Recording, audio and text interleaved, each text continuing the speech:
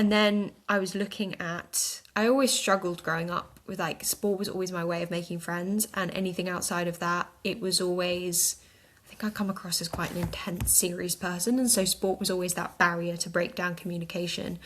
And so when I didn't have the words for REDs, I couldn't do the sports that I loved, and I was stuck in that injury cycle. The stress, just more stress came out of my body because I didn't have the words to be able to express how I was feeling, and I didn't know about REDs the first time. And so RED-Scue and starting it is also to be able to give people those words, because a lot of people, when they get that diagnosis, or they almost have the name for a condition that they've been experiencing, it brings so much validation.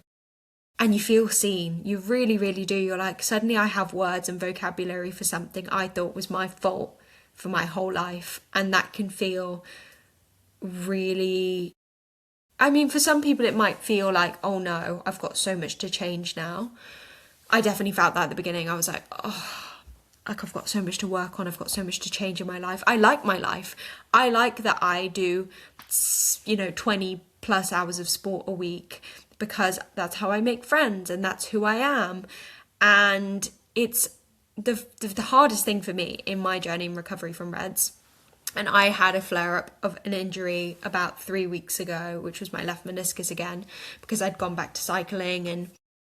And the part of it is that even though I had my last bout of REDs 2 years ago, it comes back to get you because that injury does flare up occasionally, and it's when I'm in, like, I've either done too much or I'm in an element of like a very stressful situation, and I haven't talked through the stress, and I haven't recognized that my body is under stress that isn't sport related.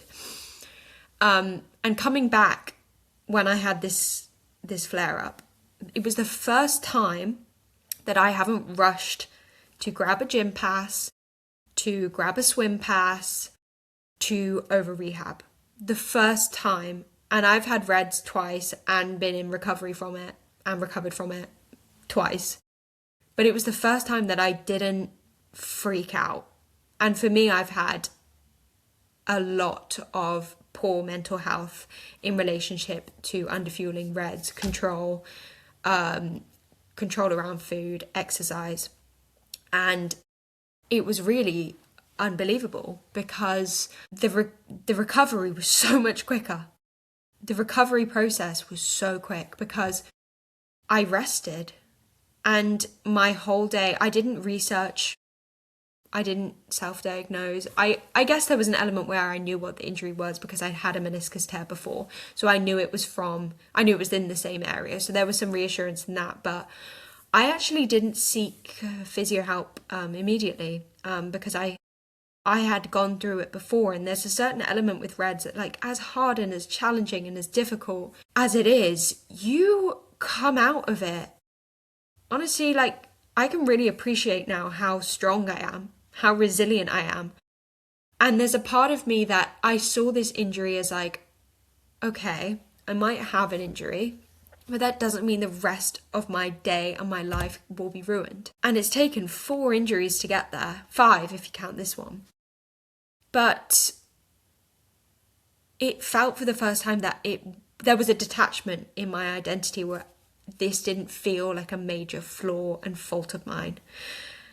And that was massive for me. And I think there was an element where learning about ADHD and learning about the fact that things like hyperfixation with work and hyperfixation with food and hyperfixation with exercise and training, and not having the words to be able to express a lot of that, and forgetting to eat because I'm overworking, knowing suddenly that some of these behaviors and patterns might just be the workings of my brain and not be like a personal flaw or a personal weakness, which is how I guess maybe I'd framed it myself, or how it had been framed in the past, was just gave me so much vocab, so many words, and so much validation in my own experience. And the fact that, yeah, I got through this. I got through REDs both of the times.